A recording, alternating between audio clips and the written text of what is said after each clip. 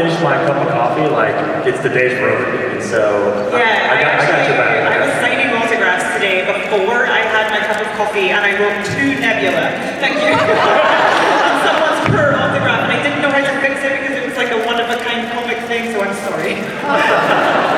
So not you prefer coffee or tea? Okay, so, don't tell anyone back in Britain, but yes, coffee is the way, it gives me the hit. Right. So, thank you for being here. Did you, when did you travel in? Have you been here? Did you fly in recently? Like, how? So I came from Manhattan yesterday on the train, which was quite novel. I'm usually living on airplanes, but I got to take the train, which was lovely, and I saw a little bit of the White House, and that was cool. So we met, a million years ago for half a second. I was backstage at, it was at San Diego Comic-Con. I think it was maybe right before or right after your first Ezra Con. And at that time, I was not a Doctor Who fan at that time. And I had some sort of like weird aversion to it when I was younger, but then my buddies made me sit down and watch the very first episode with you and Matt Smith, and I instantly fell in love. And Matt was my doctor, you were my first companion, and I mean it's been a lifelong love affair since that time. So, oh, yeah. Thank you, that's so lovely.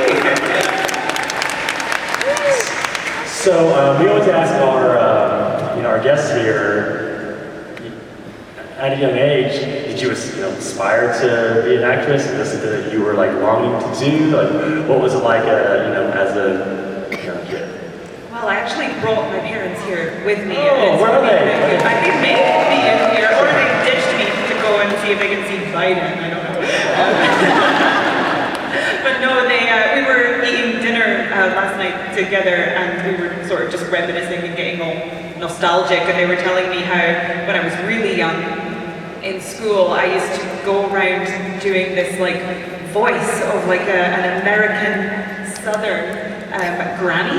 Like, kind of sounded like this. Oh my god, I can't believe I'm doing this in front of people. And so like that was like this thing I used to do, and I started doing it around school when I was like really young. And then we were like, oh, it's so obvious that I was gonna go into acting. Like, I don't really know what it is that attracts me to it, but there's something about escaping myself for a start that's quite nice and relieving.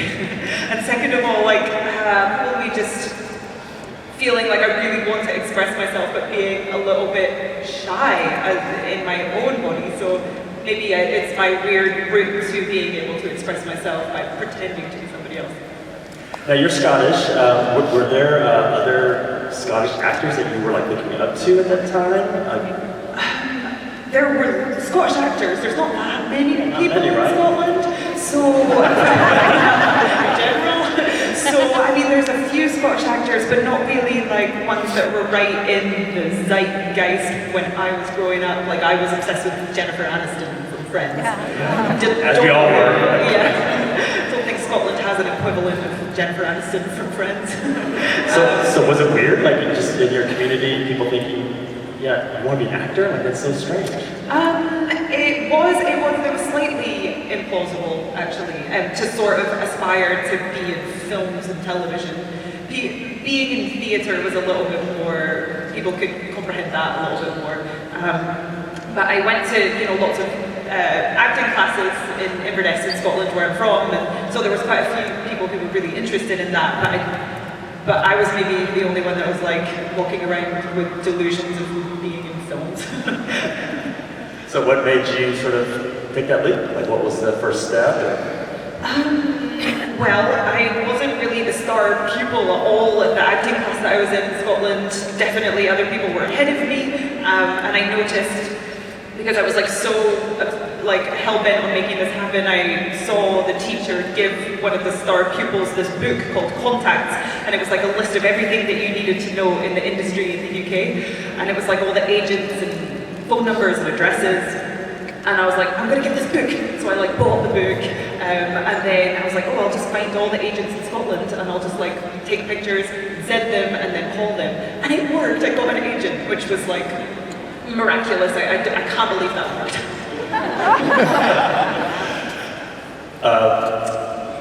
So Doctor Who has had an incredible legacy of worldwide phenomenon, and especially, we just had Christopher Eccleston here on stage, and so from his era forward, it was a phenomenon here in the West.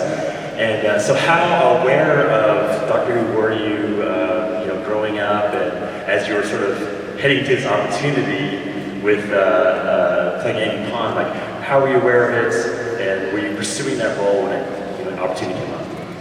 I was hyper aware of it because everybody is in the UK. Like you can't, people are born knowing what a Dalek is. It's just like truly, like there's not one person who's like wouldn't go exterminate if you said the word Dalek. So I was really aware of it because it's like James Bond or something. Like everybody's heard of it.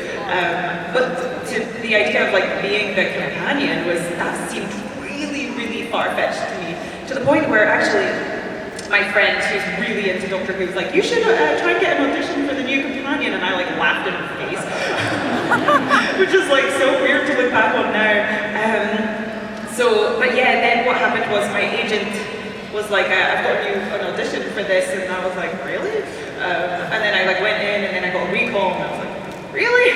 and then just somehow it happened, and it was all very, very surreal. Was that character something that was already sort of fully formed, or as you kind of intersected it, did it sort of shape into something else? I would say that she was like well written and well rounded, even on the page. But I don't usually get this feeling, but after I auditioned for Amy Pond, I had this feeling of like, I think I have to be the one to do this. It was really weird. It was just like, I can't imagine anybody else doing this. She wasn't written as Scottish or anything like that.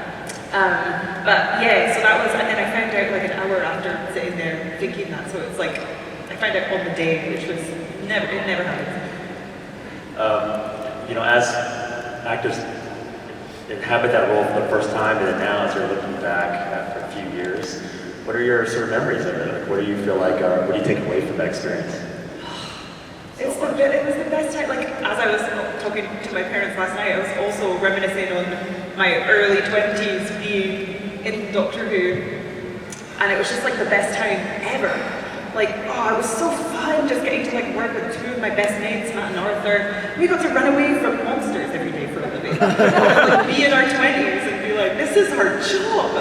And it was just like, I don't know, it was like the best time ever. It also kind of felt like everything was ahead of me in a way too, because I guess that was my first big role.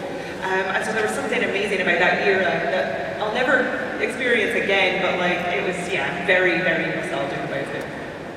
Inevitably, the fans are going to ask us to scale away your favorite episode. Like, do you have one? Ooh, I'm going to say the 11th hour. I love that episode. Even if I wasn't in it, that would have been my favorite episode. I just think it's magical, and Stephen Moffat kind of had that ready to go from when he was probably a child and dreamed of being the writer of Doctor Who, and so, I don't know, I just think it's such a magical episode with little Amy too, the wee cousin Gillan. She's my cousin. So many fans here of your work in the Marvel Cinematic Universe, but before we get to that, we have to take a detour. I love selfie.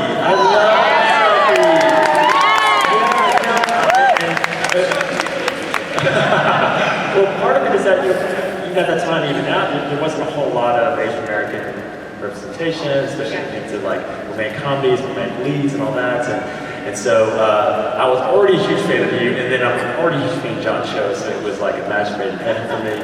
And it gave me the chance to like really sort of express your comedic chops and a whole different side of you. Tell us about that experience and what was it like? I loved working on that show. Like it was just so fun to first of all play a character that felt so removed from myself. It felt like the American granny, but professional and not a granny. But it was just like such an extreme character. She was like a social media obsessed, vapid, narcissistic woman who was trying to do better. And I guess it was a little ahead of its time in that way. She was like a proper influencer. And yeah, working with John Cho, he's one of my favorite actors. And we had such a great time doing that. Yeah, I just remember having like a really good time and being really tired because they kept writing monologues for me every day, which I loved, but I was also like, I can't remember any other words now. Well, Nebula has been a character that has gone through such an incredible arc over the years, with what, 4, 5, 6 films or something like that, and you know, starting out as sort of an antagonist, and going through her journey with her sister, and then of course concluding with you know, with this, like, our last movie. Tell us about, you know, at that time, the whole idea of Guardians of the Galaxy was absurd. Like that whole, that team, the character, the comic book just seemed implausible and just absurd. In fact, I'm wearing, my company makes, it's a Guardians of the Galaxy jacket. So. That's cool. Yeah, but it just seemed like it was impossible. So were you also looking for a potential MCU role? And when you read that script, what are you thinking? Like, it just seems crazy. I wasn't actively looking for an MCU role because that also seemed really implausible to me because that was like, what? That's like the biggest films in America? Like, what? So I wasn't like even asking for that because I didn't even think of it because it seemed far-fetched. But then my agent called and she was like, are you willing to shave your head? And I was like, what for? And she said, Marvel, and I was like, yeah. And then I like went in for an audition, and I remember like being on the phone with my team being like, I'm gonna be bald, am I gonna be bald? And they were like, can you just calm down? You haven't even like, you've done one audition. Auditioning everyone. But then, yeah, I got to do a recall in London, and I got to meet James Gunn, and we just like sat in his office, and I met his dog Wesley, and he talked about what he was gonna do with the film, and the tone of it and everything. Because I hadn't even read the script by that point, because they're so secretive.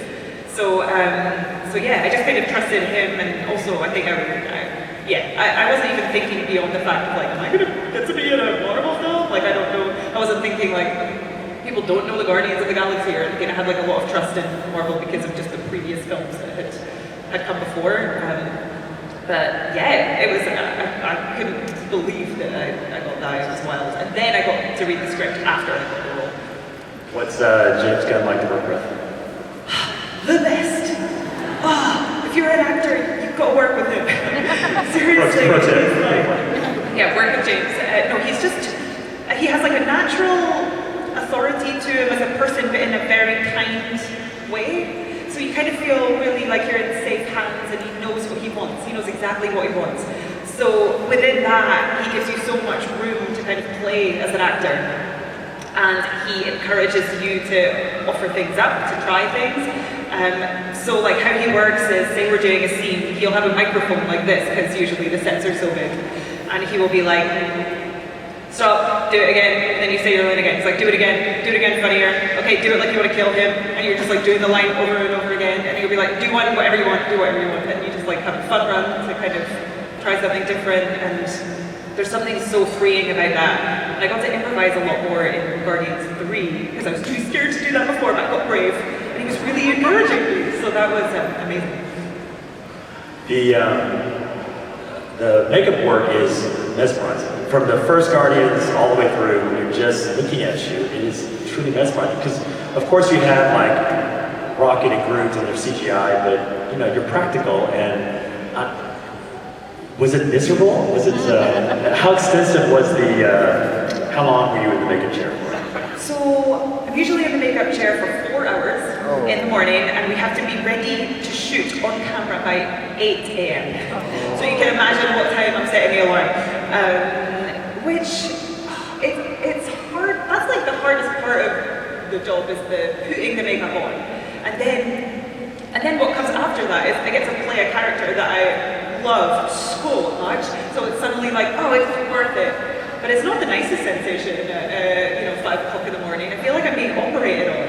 And then I also share a makeup truck with Hong Kong-Tiet, who plays Mantis. And she rolls in at a lovely hour, and then she looks like she's getting spa treatments with her rose water and her diffuser. And I've got scalpels in my face. I'm like so jealous of her. Well, he went from Nebula to play Ruby on Jumanji, and less makeup and less clothing. Tell us that experience and being in the jungle, the rock, craziness, bringing back something that was like a classic favorite. What was that experience like? Well, I'm a massive Jumanji fan. So when I heard that they were remaking it, I was like, what are you going to do with this? Like immediately so defensive. And then I read the script and I was like, oh, this is like a totally different take. Like it's going to exist in its own sort of area. And yeah, I was starstruck the whole time. It's like The Rock and Kevin Hart and Jack Black all together. I felt like some sort of fraud. Like, how did I worm my way in here? But no, it was amazing, and we got to shoot it in Hawaii in the jungle. And you say less makeup, but actually, you probably noticed that I'm an extremely pale Scottish person, and Ruby Roundhouse is lovely and tanned. So that required 2.5 hours of makeup just to look good. Well, I remember there was a lot of critical pushback on the idea of remaking that classic. But as soon as it came out, it was just beloved, and of course sequels. So we can't pass out without talking about the famous dance fighting sequence. Awesome. What tells the challenges of creating something that's also highly choreographed, but also being awkward and being aggressive, but also being sexy, and tell us about the challenge of trying to do something, pulling off a stunt like that. I mean, the biggest challenge for me was trying to look like I can dance, because I was never good at dancing. Like even in the classes back in Scotland, I could do the acting and I could do the singing, and then when I tried to dance, it was like one of those things outside petrol stations. What do you call them? Gas stations. So I was like, how am I going to pull this off? Because she's like meant to be good at this. So we just rehearsed it so much, and they were trying to find the right level of where to kind of pitch the dance, and so there was various different versions, and then we landed on the one that's in the film. But yeah, it was just, I guess I was lucky enough to work with some of the best dance teachers and fight teachers in the industry, so they put their heads together and trained me every day to make me not look like the thing. Tell us about what was like working with The Rock? Working with DJ, that's what I call him. Oh, DJ. Friends. DJ is the best. I mean, he's so funny. I've seen him be funny in films, but seeing it in real life, I was like, oh, his humor is top notch, and it's really dry as well. So that's kind of fun for a British person, dry humor. And I've never seen him get cranky. I've never seen him annoyed. I'm like, how are you doing this? Because also every day after we would be filming, and sometimes you're filming sometimes you're working for 18 hours in a day. There would be people waiting for him outside the area where the trailers are, and he would sign every single autograph and take every single picture, and I was just like, you're a pro. He really values his fans, I think, and that's really nice to see. Well, no one wants to see a cranky The Rock. That's a dangerous thing. I guess he's so big. Yeah. If he looks cranky, everyone would be like, are you gonna kill me? Well, you are, I think, our first guest that had a line at the mic before the panel even opened. And so, yeah, so they're already here ready for you. So we're going to go over here. Tell us your name, how many awesome cons, and your one question. So go for it. My name is Amy, and this is my 4th or 5th awesome con. And my question for you is, how difficult is it for you to transition between your native Scottish accent and an American accent? Oh, good question. At first, it was a little difficult for me. The first film I did in America was called Oculus. Horror fans in the house. And I remember working with an American dialect coach because I had like really long monologues in that film. And I thought I had a really good American accent, and then she pointed out that I was saying dog would be like dog. I think I sounded like I was from Boston, is that right? But anyway, so she sorted my accent out. And then I just ended up doing so many jobs in the American accent that I think it feels like second nature now. It's got to the point where I feel more comfortable acting with an American accent than I do with my own accent. It's like it's again that like mask thing or something. Like I feel like I'm wearing some mask and therefore have license to be all of these things. Great, thank you.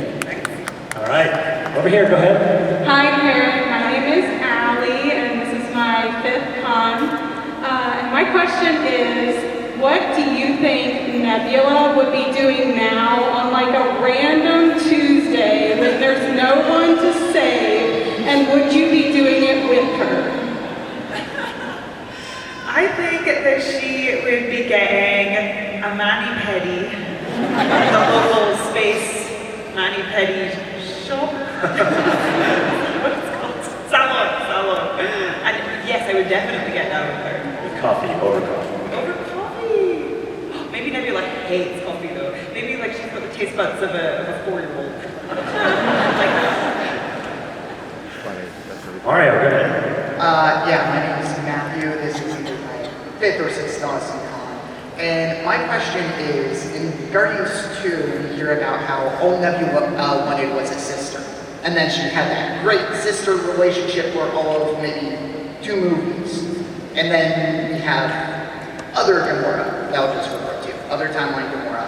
We see a lot about how Peter deals with other Gamora, but we don't really get much of like Nebula's thinking how this is her sister, but not her sister. So what are your thoughts on that sister, not sister relationship in Guardians 3 and onward?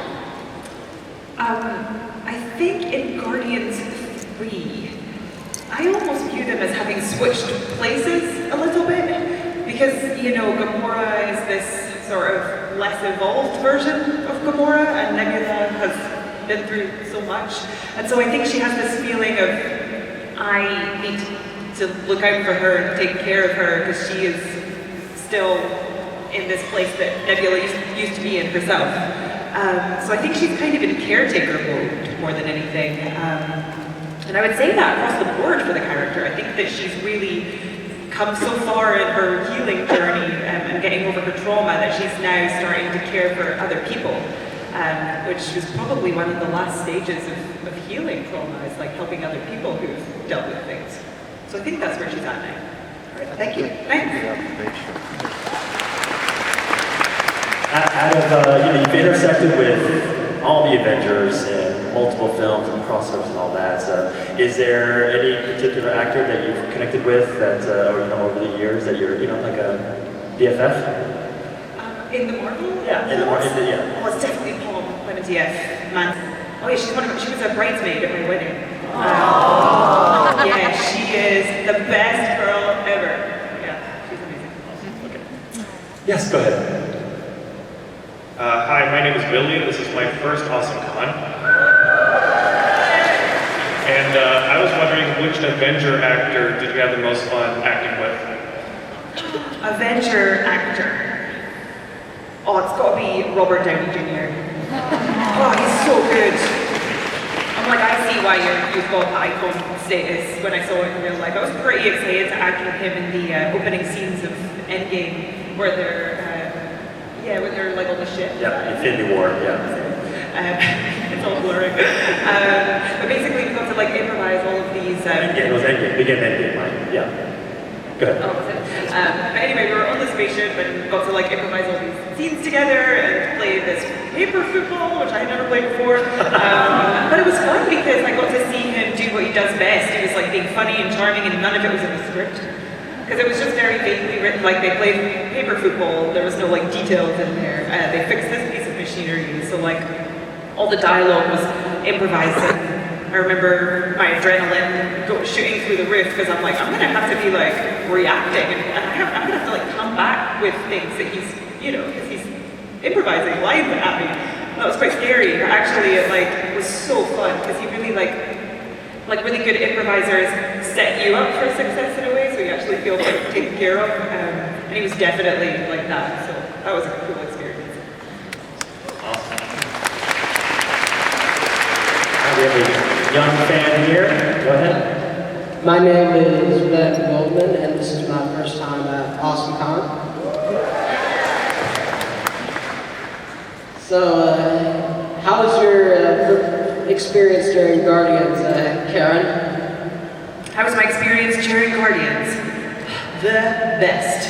I mean, I started playing this role thinking I was going to play Nebula for 8 days, and then I thought that she was going to die, that I was under the impression that that was the end of the character. And I was still so excited about that. And then James Gunn one day was like, oh, you're not going to die anymore. And I was like, cool. That's a good sign, maybe he likes what I'm doing. And then I got to come back to the second film, and I didn't know if it would continue beyond then. And then Kevin Feige was like, you're gonna be in the Avengers a lot. And I was like, what is happening? So it's just one of those things that just like kept on going and just totally exceeded my expectations. And I really got to kind of take this character who was viewed as a villain and got the opportunity to get the audience to empathize with her and evolve her to the point where she's not so much of a villain anymore, which is such a lovely arc as an actor. When you are out and about, do you get recognized more for, Nebula, Amy, Ruby, like when they're shouting out names at you, like who do you get called out? Okay, so I've never really hugely been recognized on the street for Nebula, obviously. But since Guardians 3 came out, it's happening everywhere. I'm like, what's going on? I don't understand. You can't see my face in this movie. Like at the coffee shop, they're like, Nebula! So I don't know what's changed, but now it's only Nebula. she's killed all the other characters. That's only fitting. She would have. Yes, go ahead. Hi, my name's Alan.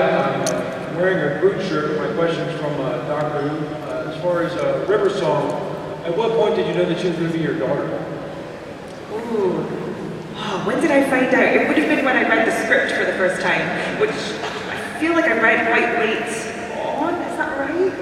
I remember Alex Kingston knew for a long time. She was keeping the secret from us, and then she was kind of dangling it a little bit. She was enjoying herself, I think. Very River Song of her. And then I would have found out when I read the script, and I didn't have an inkling that's where it was going. I was like, what? And then I probably went and found Arthur to sort of just have a moment of like, what is happening? I gotta say you have the, I don't know if it's intentional or not, but the perfect TARDIS blue fingernails. I know. Yes. Which I didn't realize I did until I was signing about 200 TARDISes earlier. Yeah. I was like, oh, yeah. It's Nebula / TARDIS. It is. Perfect. Thank you. Okay, go ahead. My name is Michael. This is my 5th or 6th year, and my question was, what's it like playing the MCU character with the best developed character arc? Oh, thanks. That's so cool. Thank you. It's really cool to hear that because I am obsessed with the character, obviously. So it's nice that other people feel like she's had a good evolution. I feel really, really grateful actually because sometimes in the big films with a lot of big visual action sequences, you don't always get that much time to. You can develop the character a bit, but maybe you don't always get a lot of opportunity to do that. But with Nebula, I feel like the writers of all the scripts that she's been in, like mainly James Gunn, but then also the Avengers films, like they've really gotten behind that, really pushed her forward. And I don't know, it feels like everybody was really on board with the evolution of this character. Like even the composer, like the way he did the music in Endgame was like, I felt so seen by that composer. I was saying this the other day to someone because I had always played her like whenever she looks at Thanos, in my head she is really angry at him and hates him, but she's also desperately loves him and just only wants his approval. That's all she wants from him. Even though she's so mad, so it's like this really weird mix of emotions. And then I watched Endgame and heard the music that the composer did for when I was looking at Thanos, and it was this sort of like swooning, obsessed obsessive style string music, and I was like, oh, he gets it. I felt like we were on the same page. Go ahead. Hello, sweetie. Hello. So my question is about Doctor Who. My name is Abby. This is my 7th or 8th Awesome Con at Blurs. But I wanted to just know more about your experience as your highly acclaimed Doctor Who character, Soothsayer, from the episode Virus of Pompeii.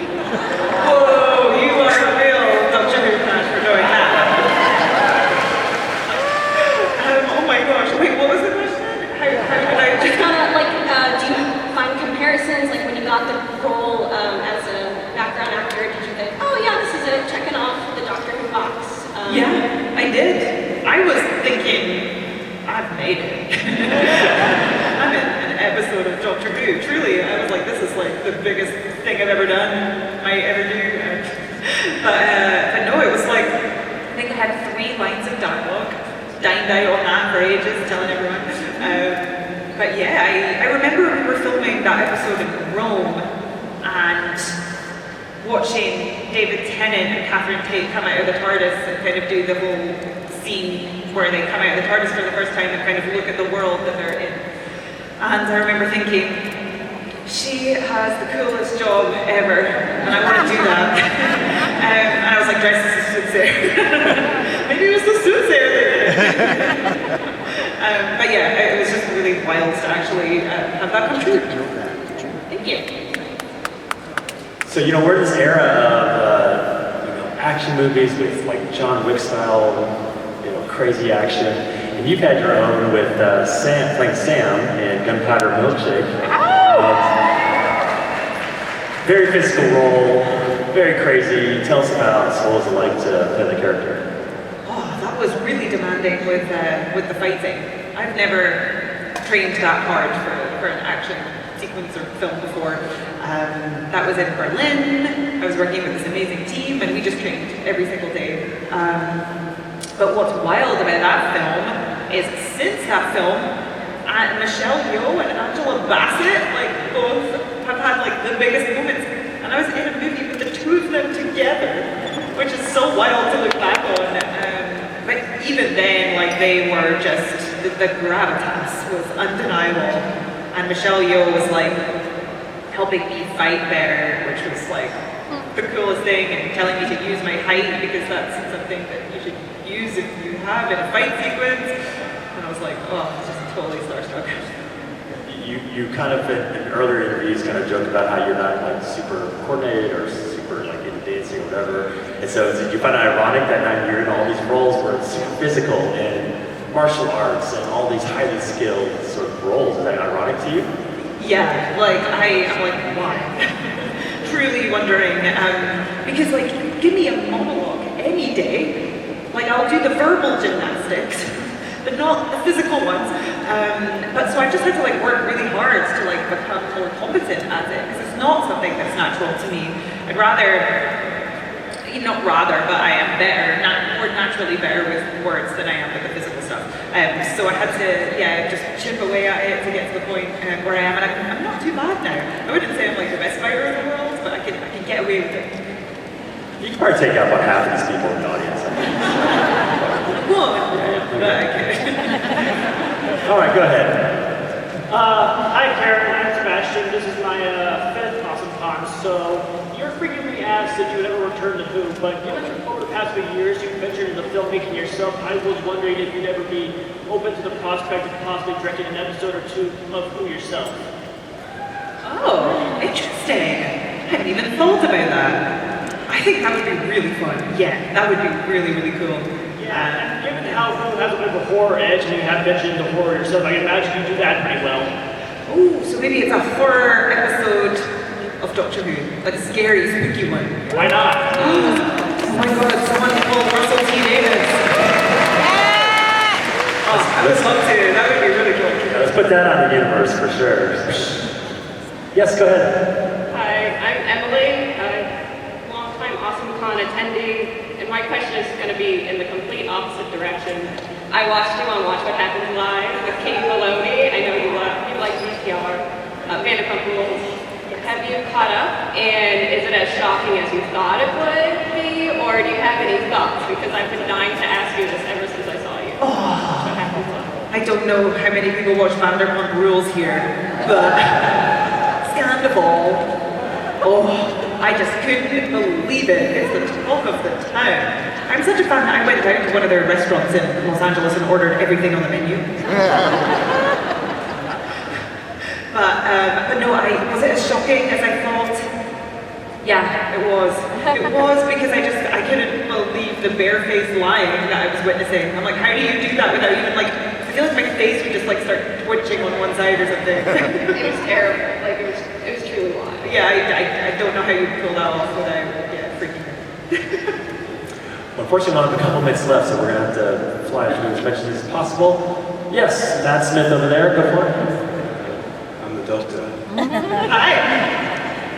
This is my first Awesome Con. I actually came because of you.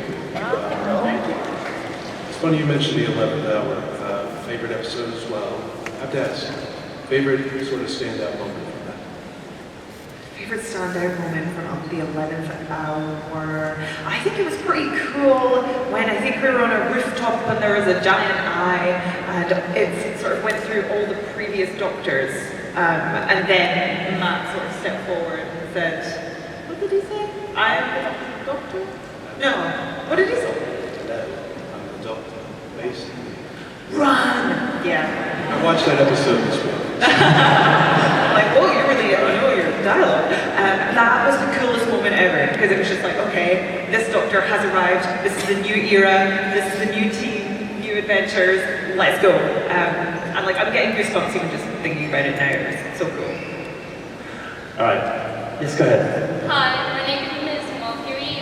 This is my 7th year at AwesomeCon, and you were my first-ever companion in Doctor Who, but Guardians of the Galaxy was also the first-ever Marvel movie I saw in theaters. So, what do you think it would be like if Nebula and Amy met? Like, would they get along? Would they fight? Oh, great question. I think that they would get along really well, actually, like famously. Like maybe like Amy would be like really sassy about something, and Nebula would appreciate that, and then like maybe someone's talking to them that Nebula doesn't want. Nebula will take care of that, and Amy will respect that. I don't know. So with our last couple of seconds left, what do we have to look forward to? Like, what's on your horizon? What can you talk about? And what's next? What can I say? I'm gonna sing a song. No, I did a film called Sleeping Dogs with Russell Crowe, and it's kind of like a thriller in the sort of vein of like Gone Girl sort of thing. And I've made some, I think, interesting choices with that character. I don't know if they're going to work, but I took a swing. So if it doesn't, don't judge me. But I tried some stuff, some vocal things. So we'll see how that turns out. But the film itself is going to be incredible. Excellent. And then, are you just here for today, or are you going to be available on the Just show today? for the rest of the day? Oh, this is the only day. Okay. Yeah. Well, since you were on a TV show called Selfie, and we literally have a standing room only house, we got to take a selfie with all these people. Absolutely. And let's get crazy. You're going to need to do one of those panoramic things. We'll get as many as possible. Get crazy. Let's do this. Yeah. All right. Hey, let's thank Karen Gillan.